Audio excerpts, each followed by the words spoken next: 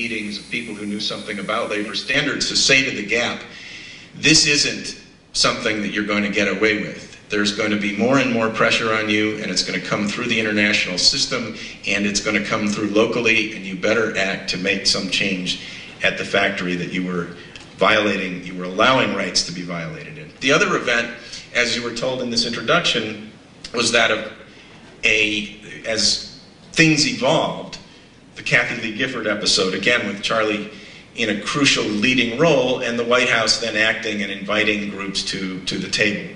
And let me just say that the notion that we're discussing here today of independent monitoring of labor conditions, the precedent for that was not so much the Kathy Lee Gifford episode, but in fact the Gap.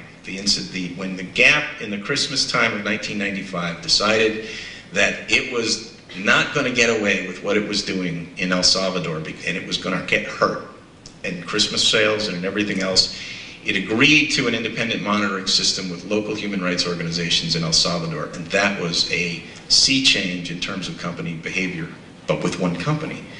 Discussions began and moved along, and the Apparel Industry Partnership really took that over in terms of unions and others coming to the discussion. So I'm telling you kind of a mixed narrative of where I come from and sort of how I got here. Because what happened in that 1995-96 period was these first independent monitoring agreements, and then an institutional process through the White House, which Bob has described as a process that could, at least with the president's call for some kind of process that would lead to a system that would have a result of guarantees to consumers of fair labor conditions, was something that had wide participation, and we sat down and we talked. So I'm going to talk a little more institutionally now, having brought you to 1996 and the group that came to the table of human rights organizations, including the International Labor Rights Fund and the Lawyers Committee for Human Rights, and Unite, the union, and another union, the Retail Wholesale Union, and the National Consumers League, and then a bunch of companies. The names are familiar to you: the Nike, Liz Claiborne, LL Bean, and a number of other companies. We sat down at a table with a request, as Bob has noted, of a 6-month negotiation to produce the results the president had requested.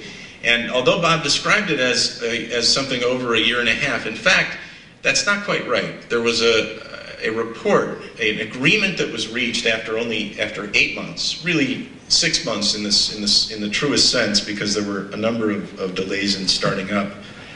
And the Apparel Industry Partnership announced a code of conduct and principles of monitoring the code of conduct after 8 months of discussions. And that was a system that was agreed to by all the parties, with one company cutting out because it sounded too severe, but all the human rights organizations and all the unions staying in. And that system that came out of that agreement, the Code of Conduct of 1997, April 1997, that was announced at the White House. I'm going to just give you the key elements of it so that you understand that we're creating a benchmark right now. It's 1997, and there's agreement on all sides about the following: that the Workplace Code of Conduct must contain provisions against forced labor, child labor, harassment or abuse, discrimination, health and safety, freedom of association and collective bargaining must be guaranteed to workers, a wage and benefit provision, hours of work provision, and several pages of overtime compensation provision, and several pages about the principles of monitoring with respect to companies and with respect to the independent external monitors who are supposed to carry out that monitoring. This was an agreement that was announced collectively, and it was an agreement that was heralded as quote-unquote historic by Jay Mazur, the union president of Unite. Charlie Kernighan himself said this agreement is helpful to workers. I think Charlie was skeptical in his first comments, and then he was supportive of that agreement. And I want to just say a couple of things about the standards in that agreement, because it was a long negotiation.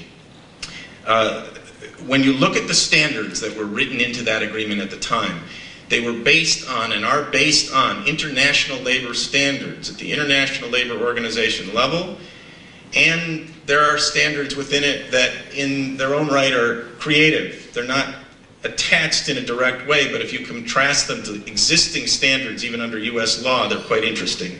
So that forced labor, the standard, is actually stronger than the International Labor Organization's standard on forced labor. Child labor, a standard that's stronger than US law on child labor. Non-discrimination, a standard that is stronger than US law on discrimination. Wages and benefits, the standard is stronger than the International Labor Organization principles and the United States law. Hours of work, more stringent than United States law. Principles of monitoring, principles that are unprecedented, but perhaps because the system of true international enforcement is at this point a failure. What's to fill it? Right now, this notion in a provisional way of independent monitoring that was established in this apparel industry partnership agreement. And in terms of the standard for independent monitoring, the document has a number of innovative provisions, and again, part of a collective agreement at the time, in which the obligations of companies would be to establish internal monitoring at factories, in which they would be required to participate in a process of civil society in which they would work with non-government, they would have to consult with non-governmental organizations, human rights organizations in the countries where business is done. And there would have to be audits, announced and unannounced, just on the internal monitoring level. And then on external monitoring, in terms of independent monitoring, there would be a series of really very important and innovative provisions, which included, fundamental to the International Labor Rights Fund and part of this new system, the participation of non-governmental organizations as actual auditors within the system. Our preference, auditors, not just consulting, but actually going into the factories, like the few examples that had begun actually with Charlie's work. And so, with that agreement, however, there was also a provision that there could be accredited monitors of other kinds. The professional auditors could be a part of that. And I should say that that's a position in terms of professional auditors that unions have taken and continue to take as being the appropriate role for professional auditing firms. Something I disagree with, and a number of people disagree with, but it should be pointed out that unions themselves have established an interest in the notion of professional auditing firms carrying out that role. Anyway, that's the system. That's the baseline system we're talking about here. In other words, the Apparel Industry Partnership in 1997 established those criteria of a code of conduct and monitoring principles. That from there on, the question was how to implement this. What are the shadings of a system that can put numbers on this? How many do you monitor? How exactly do you do this? Who does it? What's the stringency of approach? How many factories have to be participating in this for the companies? Let me just quote for you from the United Students Against Sweatshops in terms of the understanding of what we were actually getting into in terms of that next phase, because there was an agreement to continue the negotiation and now arrive at an implementation system, which is what took the extra time and where there was the drop-off of participants. Let me get my pen back here. The United Students Against Sweatshops in a recent publication have noted, independent monitoring can be a complicated process. Garment workers toil under horrendous conditions and bosses go about a careful, ever scientific repression of workers' rights to organize. At the same time, working conditions, levels of development, and the presence of unions all vary dramatically from country to country. Given all this, this report goes on, you can imagine that designing and implementing a global monitoring system is an awfully large and complex task. Now, How much time do I have left? You've got 6 minutes. That's not a lot of time, but let me go into, we'll have time in terms of the response to Charlie and at other points to fully flesh out the system. But the discussions that continued on after that initial agreement in 1997 were to build on the rest of the process, and that's where all the groups were still participating, but there began to be some fraying. But let me just describe to you with my little time what the basic Fair Labor Association agreement, which came out of the AIP, what that says, and then tell you why I think your question is not really whether to join the Fair Labor Association, but it should be how to join the Fair Labor Association, given the questions that are good questions about the standards and implementation issues about which we're discussing. Why the Fair Labor Association itself, in its basic terms, is a good step forward. Why the university participation that's existing now presents within the Fair Labor Association an even better step, and why these are compatible, and why this is what I think Clark University should be thinking about doing. Now, in the basic FLA, the essential brief in it begins with the same code and principles that I just described to you. That's integral to the whole document. Nothing in that changes. The other elements that are crucial to this are aspects of how to flesh out internal and external monitoring, how to deal with the questions of complaints by workers, how to have a public reporting system that's adequate, how to determine whether compliance can be actually approved, how the ultimate announcement of compliance could take place. You still going to give me the 5-minute warning? You're at 4. Okay. That gavel is tremendously frightening. The internal monitoring system that's agreed to in this Fair Labor Association, basic, is that every company participating has to bring internal monitoring all over the world to bear, meaning literally people going to the factories, doing audits, announced, unannounced, informing workers about their rights of that basic code of conduct. Every factory within 2 years, internal monitoring. External monitoring, and by the way, I want to characterize that for a moment. Why all this internal monitoring interest? Let's call it right now the notion of creating a black box, a data recorder for what's going on at a factory that has to be presented to the Fair Labor Association as a record. Similarly, external monitoring, certified independent monitors, of which there are really 3 legs of the notion of monitoring. 1, independent audits of employee records. The second leg, confidential interviews of employees. And the third leg, periodic visits and relationships, develop relationships, mandatory relationships with non-governmental organizations, if the organizations aren't doing the complete auditing themselves, which they could be, and which in our view they should be, and which in many universities' views they should be and can do under the Fair Labor Association. So external monitoring, how much? The debate moved all over the place. After some studies of statistical sampling, which was the agreed provision in the 1997 agreement, figure out a way to sample appropriately factories in monitoring. The idea was that 30% of the applicable factories, meaning the brand factories the companies announced at the outset, a major significant part of their production, had to be audited by independent monitors before there could be any notion of a certification of compliance. 30%. That could take place over a period of 2 or 3 years. No compliance finding, no announcement, no nothing until that occurred. And in years after the initial period, 15% a year or down to 5% a year, depending on compliance findings. Very quickly, other provisions, well, not so quickly. One provision that is key to understanding this whole process, and in order to understand it as something of an experiment, untested, and therefore creating some humility in all of us, is the notion of a sunset clause. That is, after this 3-year period of initial monitoring, we have to have our experts chosen by NGOs, as well as those chosen by other participants, looking at independent monitoring to determine whether that number of independent monitoring is enough. Is 15%, was the 30% a failure? If it was, the system has to be changed, and we would back out of it.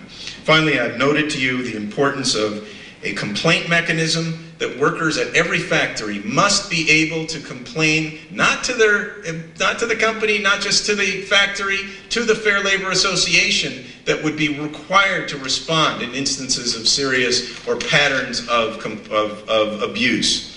The FLA Plus, to lead you, those are the basics of the FLA, and what I'm going to elaborate on later is that universities that have joined the Fair Labor Association have agreed to that base model, but have insisted on a number of incrementally higher standards that they are applying and have the legal right to apply through the FLA that enable them to have incrementally higher standards on a couple of really crucial issues. And thank you very much for that chance to introduce the subject.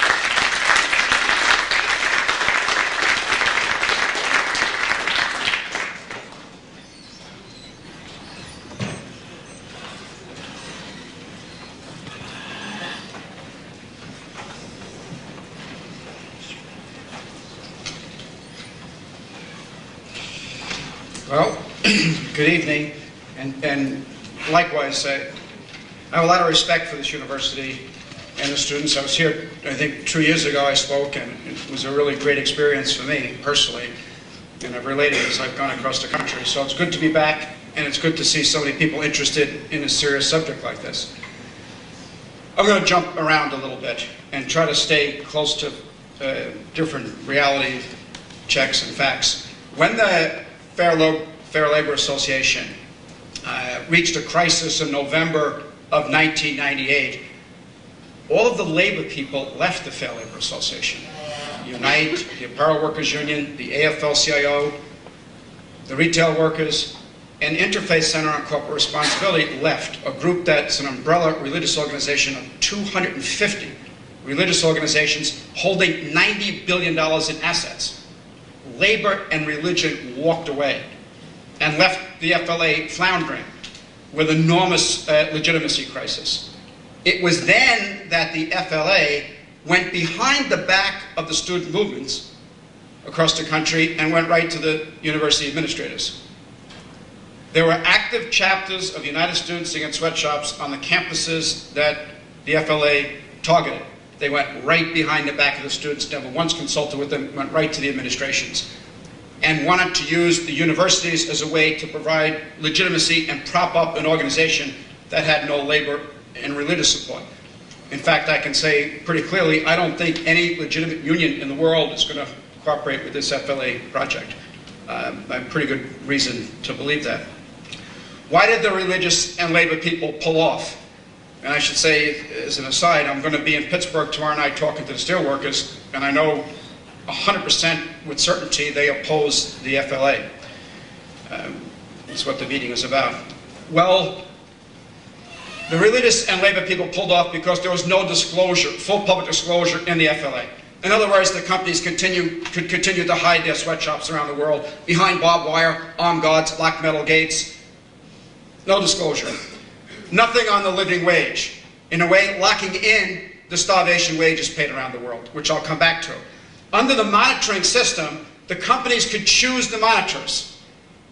So they could choose Price Waterhouse, as was alluded to. They would pay the monitors. They would have the primary say over which companies, which factories are inspected. In other words, those factories would be alerted. If anybody doesn't believe that, meet me afterwards, because I have a bridge in Brooklyn I'd like to sell you, if you think that these factories aren't going to be alerted ahead of time. And the monitoring reports remain confidential. The public never sees them.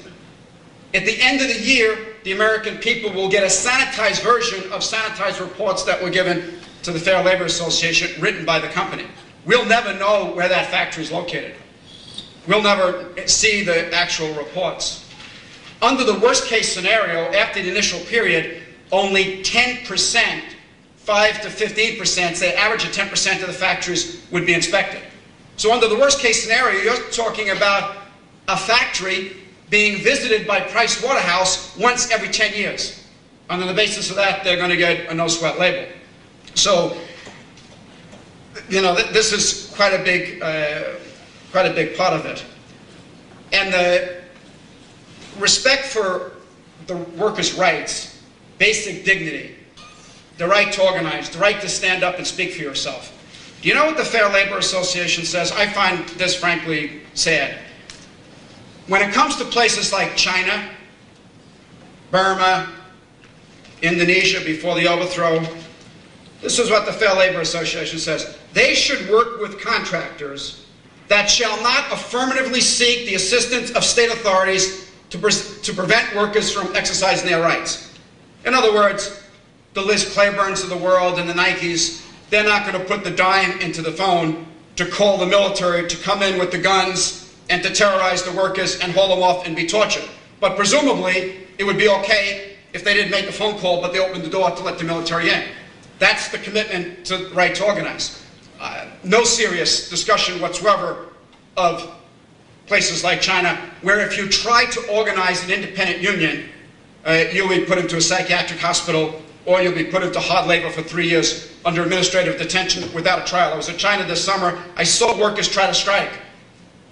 I saw kids actually putting kid sneakers together with their bare hands, putting on toxic glue. And the only implement they had given them was a toothbrush to put the glue on. I went past a place called, a city in northern China, Jiangsu City, where there were 21,000 workers making Nike sneakers, and Nike was very proud. Their swoosh was on the factory, Just Do It was on the factory, right behind the rolls of barbed wire, right behind the metal grates on the windows, right behind the armed guards. The workers worked 12-hour shifts at 23 cents an hour, a leading member of the Fair Labor Association. Well, I would say that, you know, it's a long story, we'll come back to it, but I think what the Fair Labor Association desperately wants is for a university with the prestige of Clark, with your long history, to give it credibility. In other words, without you, without the universities, they have nothing. So, in other words, what you'd be doing if you join the Fair Labor Association, you'll be, in a way, condoning and legitimizing these very inadequate, horribly inadequate practices. No disclosure, no living wage, no real right to organize, monitoring by Price Waterhouse. What about the living wage? Like I said, I'm going to jump around with some facts. Well, you know, this t-shirt was made for Yale University. We tracked it down in El Salvador and we met with the workers. $14.99 for this t-shirt. You know, Yale's not a cheap place either. $30,000 a year, room and board, and tuition. You know how much the workers in El Salvador got paid to make this shirt? 3 cents. So you're sitting Yale University or you're sitting Clark University, and people your age are getting paid 3 cents to make your t-shirts. That's wrong. Something's wrong there, and we'll come back to solutions for that stuff. How about a Liz Claiborne garment? Also on the task force. This jacket's a $198 jacket. The workers in El Salvador who made it got paid 74 cents. That's 0.4% of the price of the jacket. How about Nike? Another leading member of the task force. This shirt was made in El Salvador. It cost $75. The workers in El Salvador paid 20 cents to make it. That's 0.3% of the retail price. How about Kathy Lee Gifford? Another leading member of the task force. $16.96 pants. The workers were paid 15 cents to make it. I'll come back to conditions in the factory. But we worked with students from Columbia University who went to El Salvador. And you know how the companies hide behind the legal minimum wage? Oh, we pay the legal minimum wage. We pay the prevailing wage. What else can we do? We're obeying the law. Well, in El Salvador, it turns out that the minimum wage is supposed to be set by the government according to 5 basic baskets of necessities: food, clothing, housing, healthcare, and education. What the government does, it's supposed to be set and updated every year according to these 5 basic baskets of necessities. What the government staff people told the students from Columbia University, oh, we don't deal with 4 of those baskets, we only deal with food. In other words, the minimum wage in El Salvador is a hoax. It's arbitrarily set. It has nothing to do with any kind of objective measurements. So they deal with food. They allot a diet of 2,200 calories a day. They get a price for that. It's not a nutritional diet. 2,200 calories a day. Then they get the cost of that, they multiply that by the average family, which is 4.3 people, and guess what they come up with? $4.79. Guess what the minimum wage is? $4.79. So, arbitrarily, they set the minimum wage at an inadequate diet and wipe out all other baskets of necessity. Then they turn around and guess what? They define $4.79 a day as extreme poverty. So they set the minimum wage illegally, and then they turn around and say, well, that wage is extreme poverty. Then the government, in its great sophistication, says, we'll double the minimum wage, and that means relative poverty. In other words, that's what the workers have been telling us all along. You can't live on the 60-cent wages. They told us that that's a wage of misery, and to climb out of misery into poverty, you'd have to essentially double the wages. Well, the government's confirming that now. We've got it in black and white. We've got all of the documents. Well, what would happen if all of a sudden a living wage was paid to the workers, or even a wage that, like I said, they could climb out of misery into poverty? Well, in this shirt, there'd be 6 cents of wages. Do you think Clark could afford that? Do you think Yale could afford that? In the Nike shirt, there'd be 39.5 cents of wages. Less than 1/2 of the retail price. There'd be $1.45 rather than 74 cents in the Liz Claiborne jacket. There'd be 30 cents in these Kathy Lee pants. It could be done. It's very affordable. We were talking about this before. I would estimate these studies could be done across the world. Maybe, that's my clock. I don't have a watch, so I carry around an alarm clock.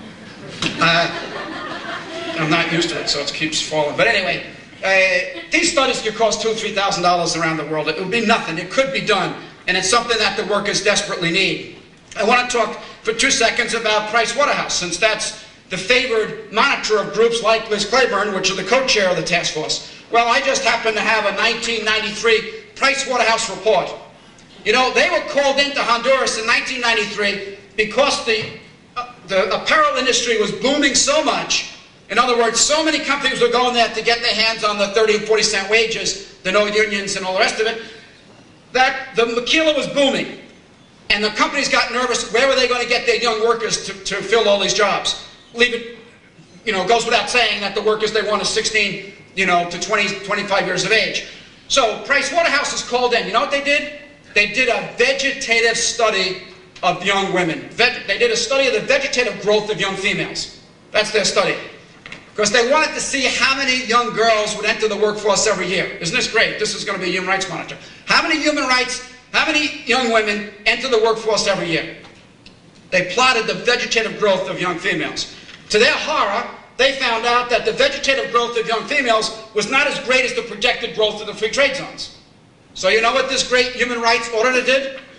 They surveyed unemployment among 10 to 14-year-olds until we blew the whistle and caught them. They were going to lower the working age in Honduras to 10 years old to work for the U.S. companies.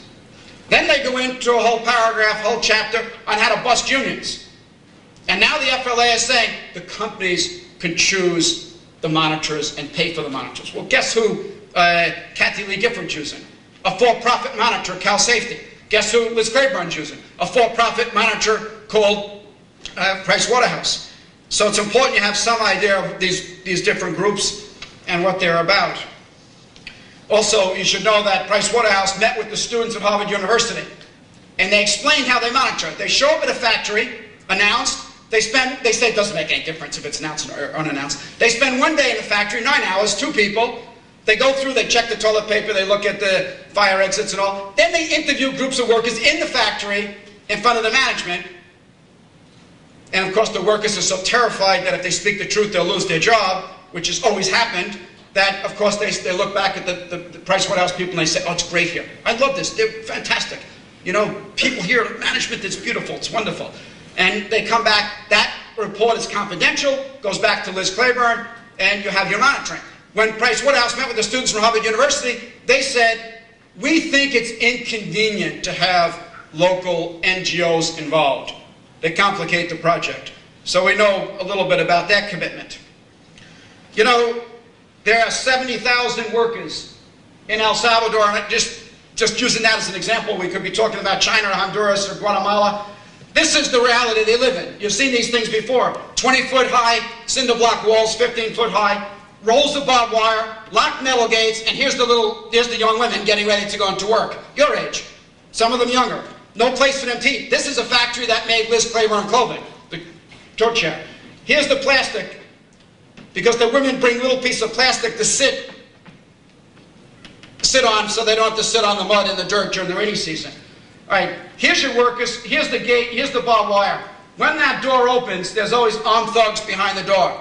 The guy leapt out of the way when he saw my camera, but you see his hat and his sunglasses, and here go the young girls through there. This is what it's like.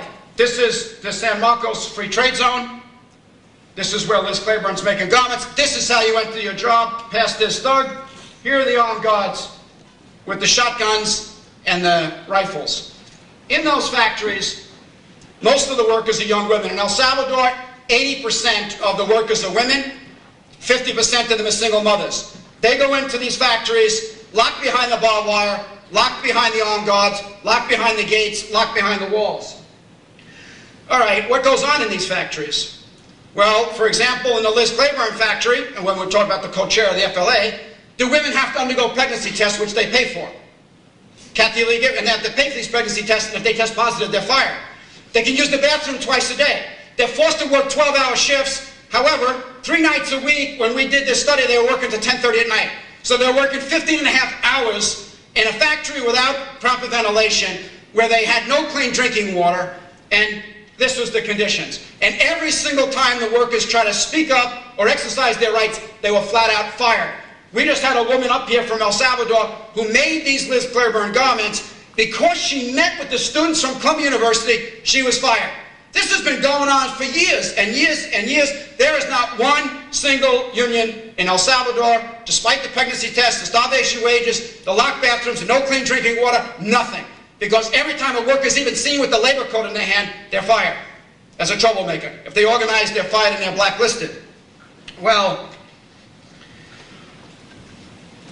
you know, if I have a little bit of time, what about the companies that are on the Fair Labor Association? How about our friend Kathy Lee? She's forbidden me to talk about her, so I don't know what she'll do, but what kind of retaliation. She said, I am not allowed to use her name anymore, and blah, blah, you know, so, but at any rate, these pants were made in El Salvador in a place called Caribbean Apparel. When you try to go up to that factory, it's in a free trade zone called the American Free Trade Zone in Santa Ana. When you walk up to the factory, the guards come out, they put their hand over the camera, they tell you you got 2 or 3 minutes to get out of here before we call the police. And you know when the police come, you know, they'll take the cameras, they'll confiscate it, they'll take the film. By the way, we made this video about a student movement, about your student movement, going to El Salvador and talking to the workers about what kind of monitoring, what kind of system would help empower them. You'll see workers in this video. From the Liz Claiborne factory, we had to black out their faces. Because if they were seen, they would all be fired and blacklisted. You'll see workers with their faces covered explaining to you, the American people, explaining to us that they cannot trust these corporate monitors. That every single time they speak the truth in the factory, they're fired and blacklisted. They will only deal with local, respected, religious, human rights, labor rights, women's organizations, whom they trust and know, and even then, they want to do these meetings in safe houses. That's how high the fear level is. But of course, I'll leave this behind. It would be interesting to see. Well, what about Kathy Lee? Well, here in this factory, it was the same thing. Forced pregnancy test, 11-hour shifts, 6 days a week, 60-cent an hour wages, which mean 1/3 of the cost of living, starvation wages, people living in misery. You know, screaming and yelling at the workers, 2 bathroom visits a day, searching workers on the way out so they don't steal a piece of cloth. How about Nike? In Nike factory, you couldn't wear lipstick or makeup because Nike was afraid in the 100-degree temperature in the factory you might lift the shirt to your face and wipe off some perspiration. If you did that, you'd soil a garment. That'd cost Nike some bucks. These are the conditions.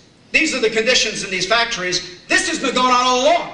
All the time that these groups have been sitting on the Fair Labor Association, this is what's happening. Not to mention Kathy Lee's pocketbooks made in China by workers paid 12.5 cents an hour and forced to work 7 days a week. And for 1 day, they would get $1.25. For the whole week, they'd get $8.75. But they house the dormitories and they take out $5.41 for dorm expenses, leaving the workers with $3.44 after an entire 70-hour work week. This is the leader of the Fair Labor Association. Well, let's see. I would say that the students, I've had a great fortune to go across the country speaking with student groups. This year I think I literally will go between 50 and 70 colleges. I think that United Students Against Sweatshops is the strongest human rights movement alive in the country today. You're in the driver's seat of the movement, and I am dazzled by how effective you are and how well organized you are, and the growth. It's up to like over 150 campuses, and the stuff is coming in every single day from places you wouldn't expect. University of Northern Iowa, Ohio Wesleyan, Utah Community College. You can't believe the number of colleges the students are organizing on. It's absolutely incredible. I would say your enormous strength is the fact that as students, you're not blunted. As students, you don't have to fall on your knees and start compromising.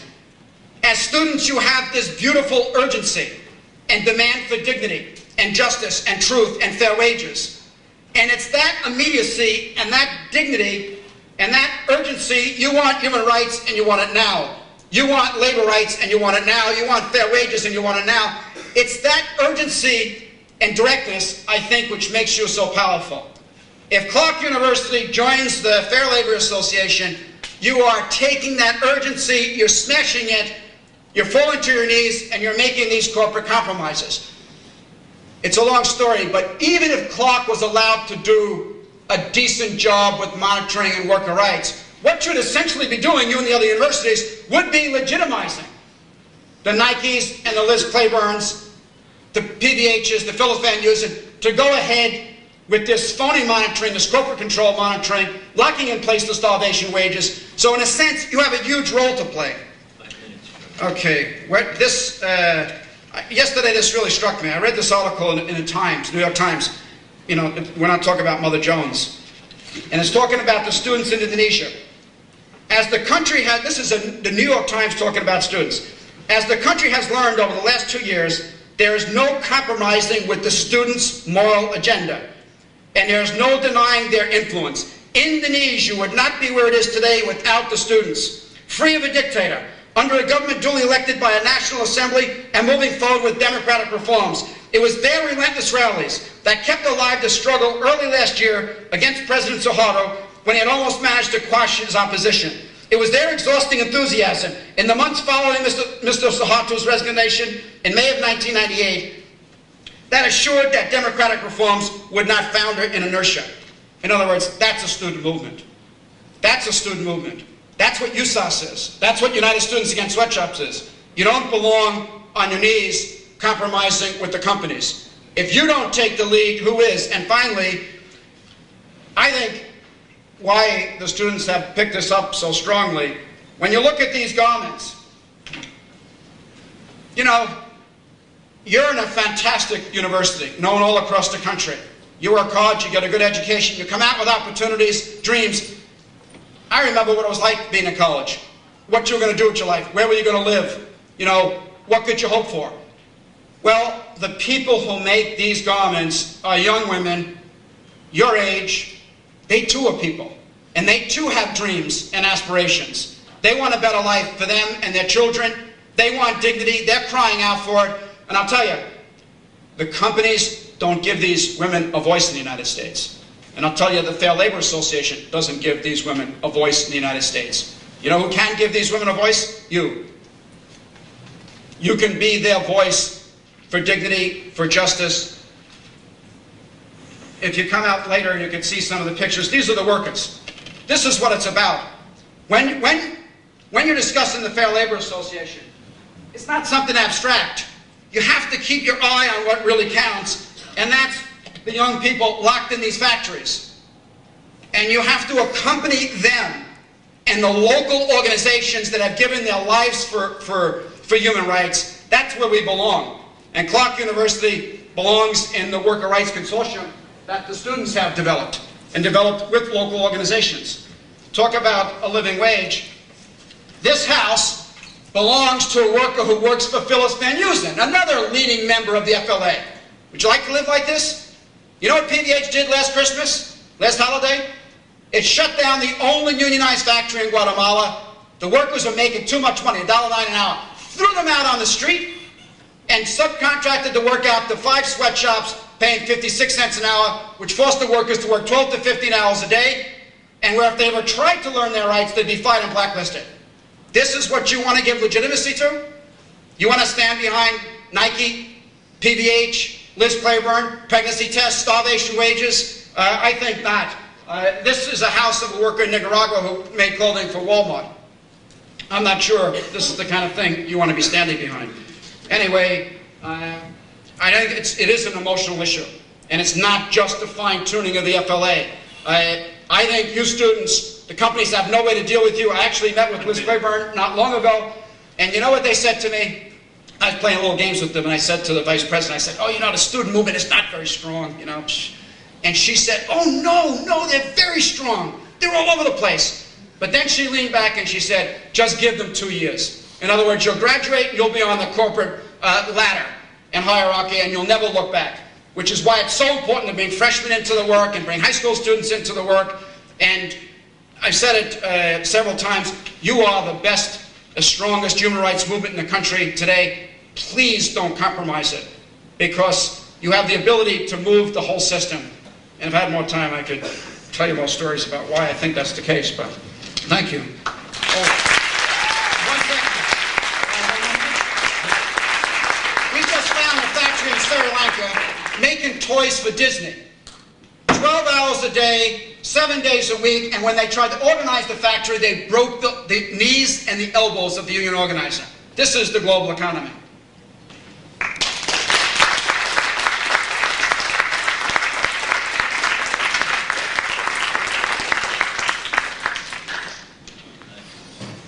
Jonathan now has 10 minutes.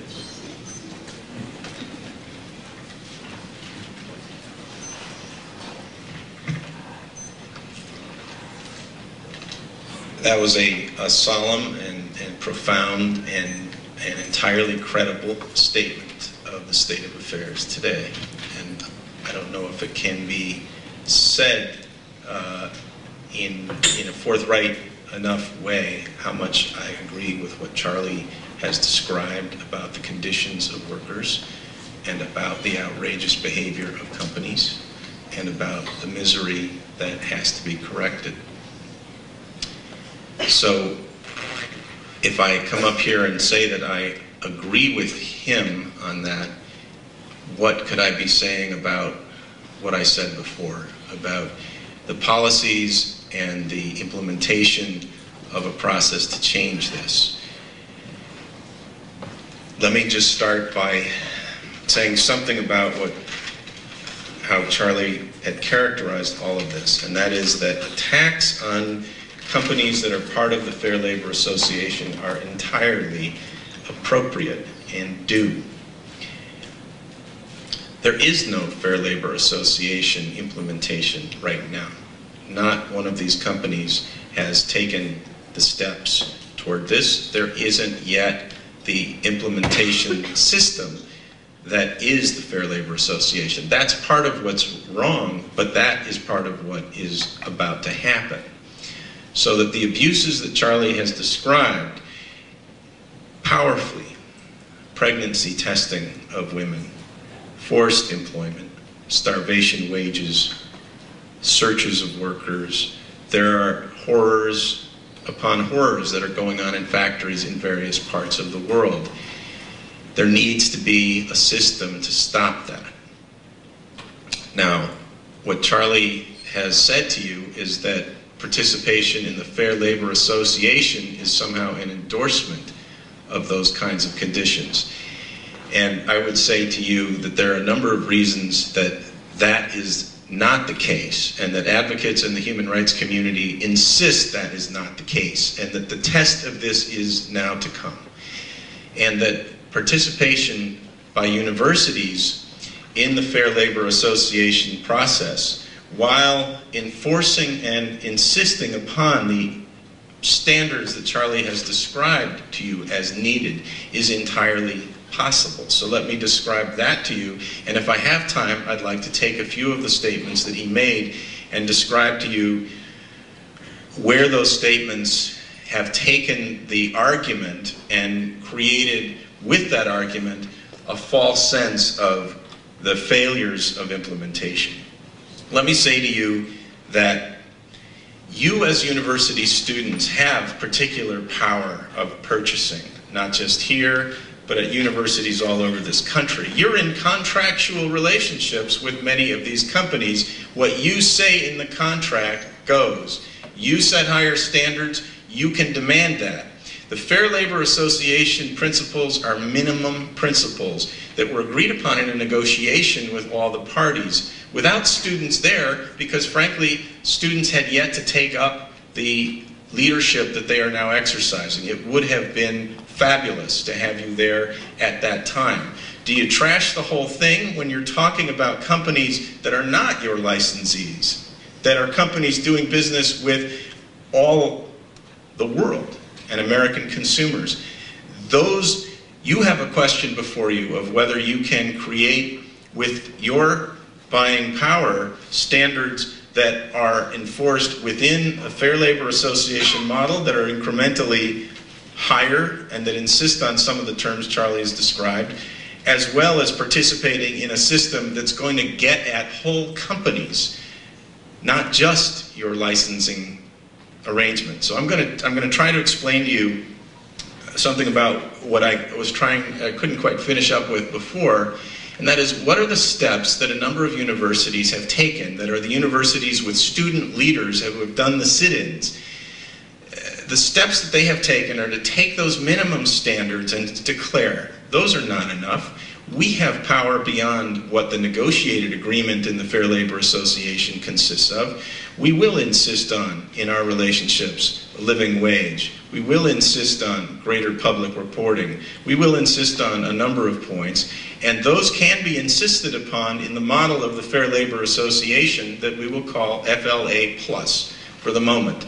And universities like Michigan, Duke, Georgetown, Wisconsin, a number of prominent licensing schools, Brown as well, in categories perhaps of not as much power in sports programs, have agreed that they should take the minimum standards, elevate them, demand them of their contracts, and bring those into the Fair Labor Association system with more stringent standards. Now, does that sound like a concession on my part that the FLA is too weak? There are aspects about that negotiated agreement that I want to be stronger. We had as starting points for the negotiations a number of those points.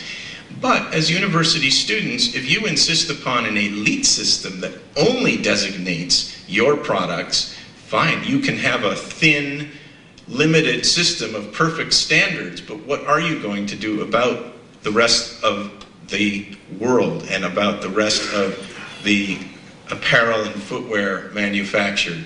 There are opportunities to participate with high standards in what you can control and high standards that can be enforced now that are dealing with the wider universe. Now, the key to recalling, to understanding what I'm saying is that the implementation processes have not begun. The outrages that you have heard described are forbidden under the FLA system and will be forbidden when those monitoring steps begin. Now, let me address, there were some very crucial points that Charlie pointed out, a number of which are claims and a number of which are in their own right have a bit of spin on them on his part. And let me just point to a couple of them. It's a little hard to keep an eye on the clock here, so if you could, how much time do I have? You got 3 minutes. Okay.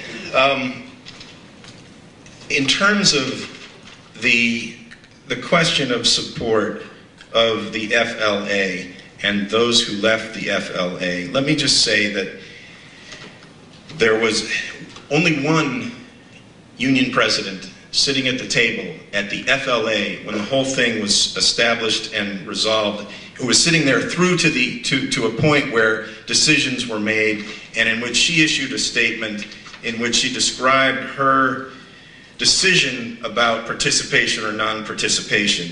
And she, if I can just summarize, or the last quote, "For this FLA initiative to fail because of fear for the labor movement to lose any initiative which could help workers, for any organization to surrender its efforts because of dissension in its ranks would be the greatest loss to those we have devoted our lives to helping. This is a letter to the International Labor Rights Fund, to the director. Whatever way this decision goes, you have my gratitude and that of the workers I have had the privilege of representing for your efforts to bring them justice. And that is about the Fair Labor Association monitoring plan we're talking about. It was not abandoned and declared an injury, an insult. It was described by a number of important leaders, including union leaders, including international union leaders, as something that can be of help to workers. I'm not going to have time to address all of these points, but in the questions and answers, I'd certainly like to have the chance to address a number of them. But let me just say this about the student movement and what Charlie said about this FLA going on behind the students' backs. The first university to establish its own code of conduct with a monitoring system as an obligation was Duke University. The students at Duke University participated fully in discussions in creating the code of conduct and with the university administration. I know because I worked with them. That's my alma mater. Those were students that I had a great deal of respect for, and they were students who knew about the AIP and the FLA, and the language in the Duke University Code of Conduct was language that established that Duke University would seek to use the monitoring system, and the FLA was, at that point, it was and is the preferred approach to independent monitoring, partly because there were concepts offered as alternatives. What is Charlie offering truly as the alternative? There are concepts. I'm offering and describing to you a system that human rights organizations have proposed and presented, and in which students have been full participants, not behind their backs. It's been something that when the students rallied and demanded higher standards, more power to them. They recognized as a learning experience that there were elements of the code that they now knew in terms of monitoring needed to be elevated, and they will be. And you have the opportunity as students of Clark University to help also in elevating those standards through a system that's going to provide for a great deal of improvement of the working conditions in these factories. Thank you.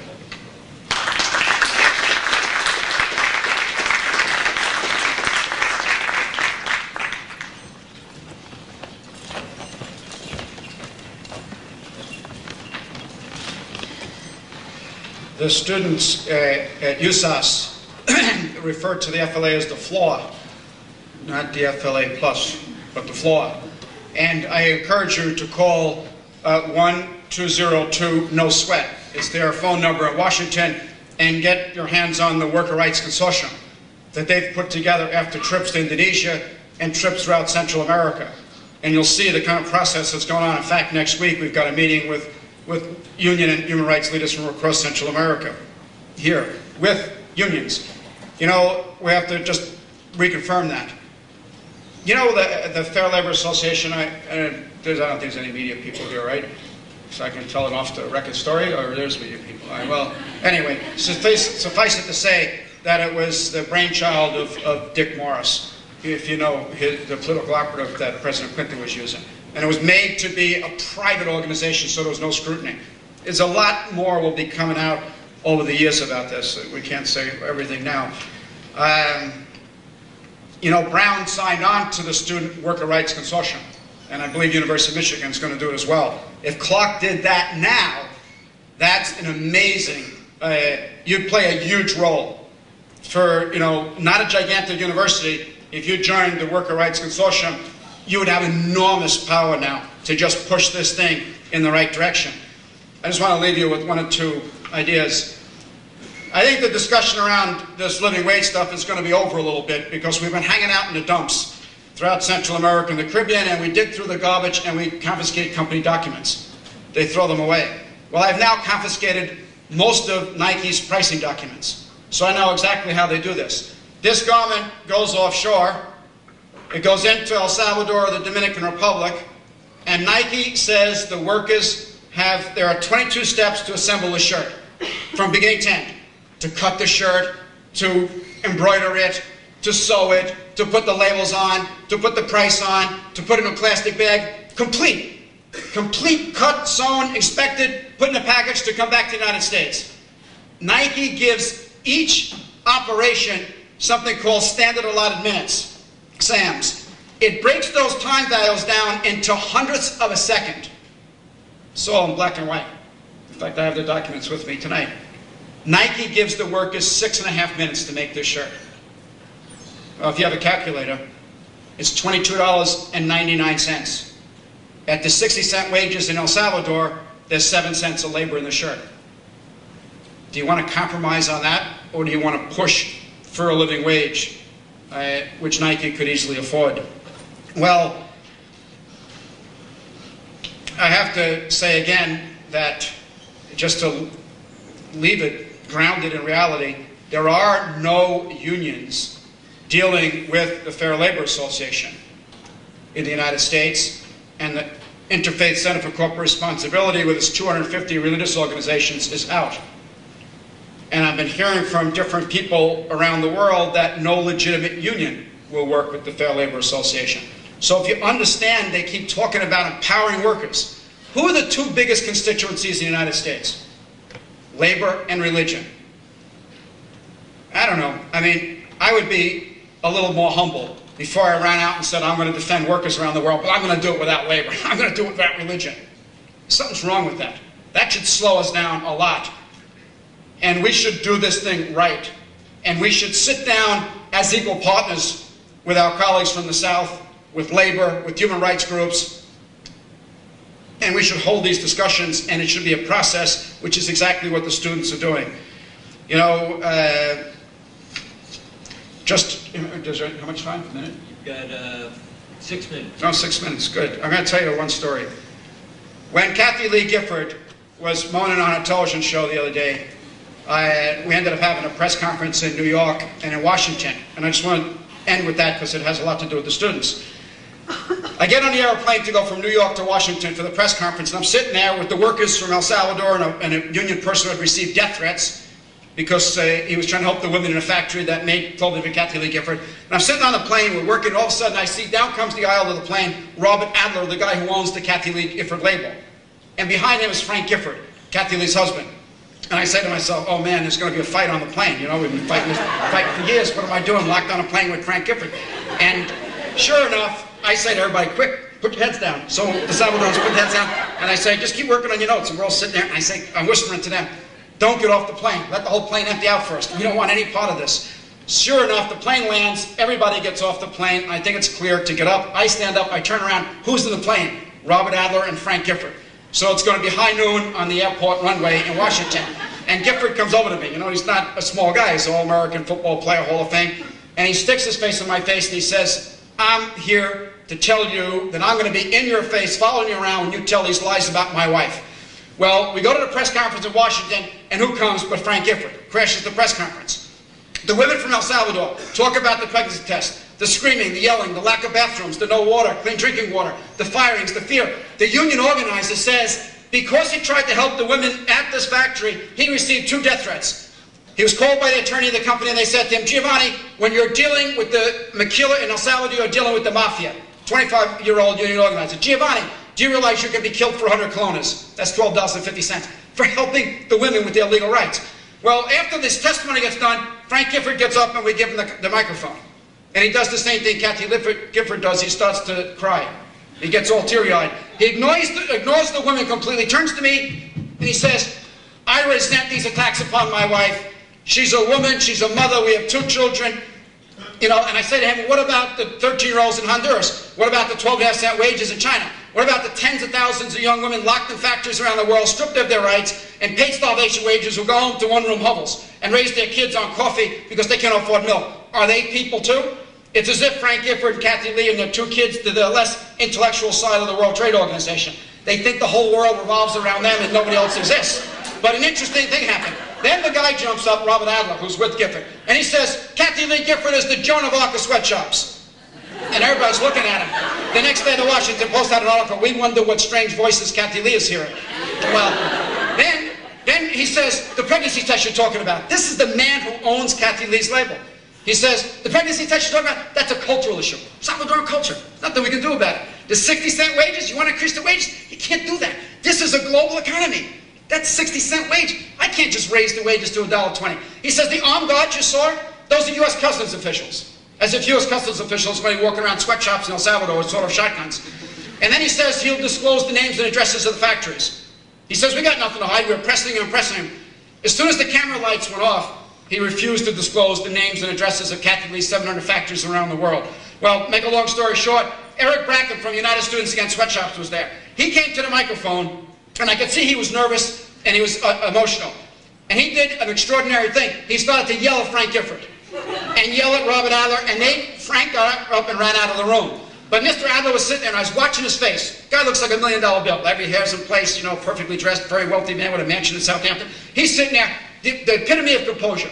And Eric is yelling at him. How dare you ignore what these women said? How dare you ignore the death threats? You know? Because Adler kept saying, let's get Price Waterhouse. Let's get to the truth. We'll get to the truth somehow. These are serious allegations. And Eric is yelling at him. I watched this guy's face go from enormous composure to a little bit of surprise, like, who's this kid yelling at me, to nervousness, to a little bit of fear, and then complete discomposure. And in that second, I realized that is the strength of the student movement. With this urgency and this demand for justice and dignity, I watched it with my own eyes rock the entire cage. They did not know how to deal with you. And it's that enormous power that you've got that, again, if you join the Fair Labor Association, it's like taking the wind out of the sails of the movement. And it's, in my opinion, the worst thing you could possibly do. It'll be a social movement that energizes and opens a space for these workers to empower themselves. It's not going to be a compromise with these sweatshop companies.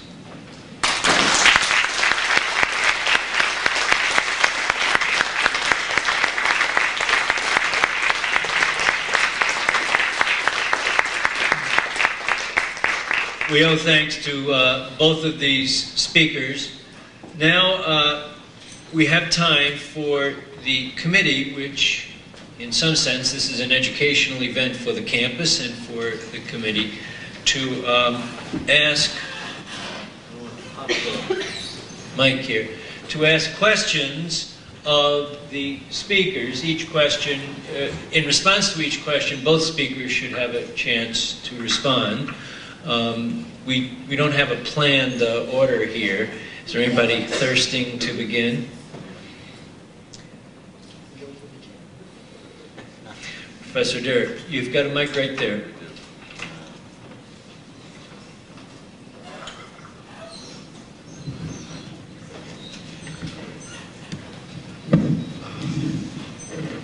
Yeah, I guess this would be a question for Jonathan.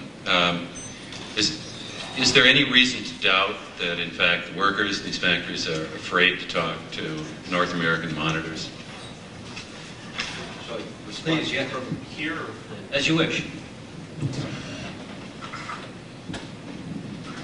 I think there's every reason to believe that they are afraid to speak to North American monitors, and that North American monitors have a tremendous credibility gap, and that the best monitor is, number one, a union. If there isn't a union, as is the case in most of the world in these situations, the best monitor, the best voice for these workers is going to be the organizations at the most local level that have the trust of these workers.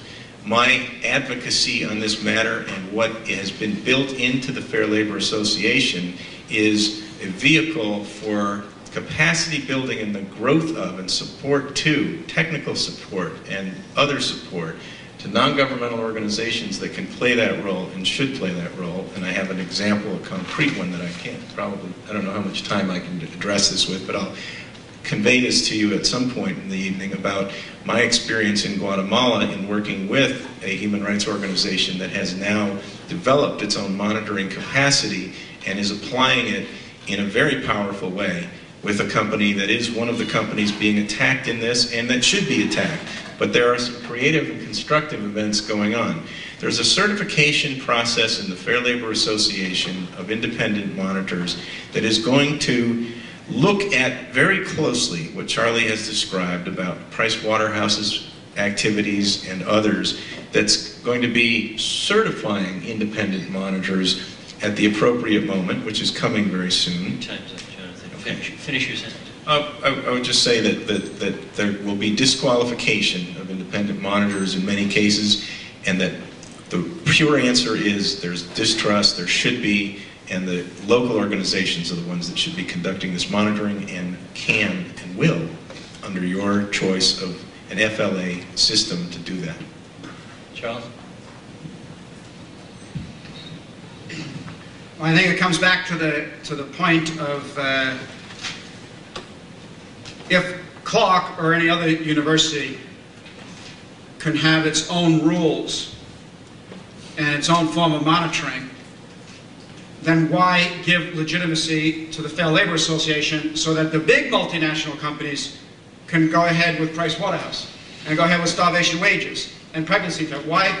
In other words, when the Fair Labor Association first started, it was supposed to be one code of conduct, one monitoring system for the world. And when it collapsed, when labor and religion left, then in the flutter to try to get legitimacy, all of a sudden the universities were sought out as the savior to rescue the Fair Labor Association. And so you can run with your own little operation, but that has great consequences because you're giving legitimacy to a $180 billion industry. That's what apparel sales are in the United States. And I think frankly, you may, in fact, make good inroads for workers making university apparel, but you'll be selling out workers making Liz Claiborne